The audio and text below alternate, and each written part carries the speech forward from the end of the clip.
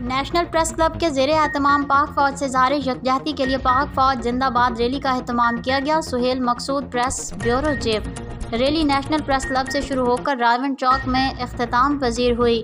Rally کی قیادت صدر اللہ وسایہ نے کی۔ ریلی میں صحافیوں، مزدور یونین، سول سوسائٹی نمائندے اور تاجر برادری شریک ہوئے۔ تفصیلات کے مطابق نیشنل پریس کلب کے زیر اہتمام پاک فوج سے اظہار یکجہتی کے سلسلے میں پاک فوج زندہ باد ریلی کا انعقاد کیا گیا، جس کی قیادت صدر اللہ وسایہ نے کی۔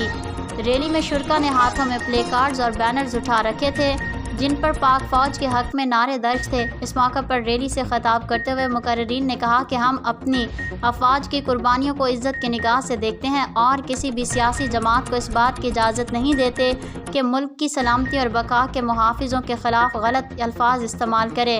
صحافی شعور رکھتے ہیں اور کسی سیاسی جماعت سے وابستہ نہیں، اور یہ حق کسی بھی سیاسی جماعت کو حاصل نہیں کہ وہ قوم کو اپنے محافظوں کے خلاف اکسائے اور ملک میں اناڑگی پھیلائے اور املاک کو نقصان پہنچائے۔ مظاہرے میں سلامت علی، ڈاکٹر معین، ڈاکٹر ذاکر حسین، ملک ریاست کھوکھر، ملک سرفراز احمد، ڈاکٹر عبدالرزاق کرامت، مغل محمد بوٹا، رحمانی، شفیق بھلر، ساحل ویلفیئر مزدور یونین، نذیر ساحل اور دیگر شامل تھے۔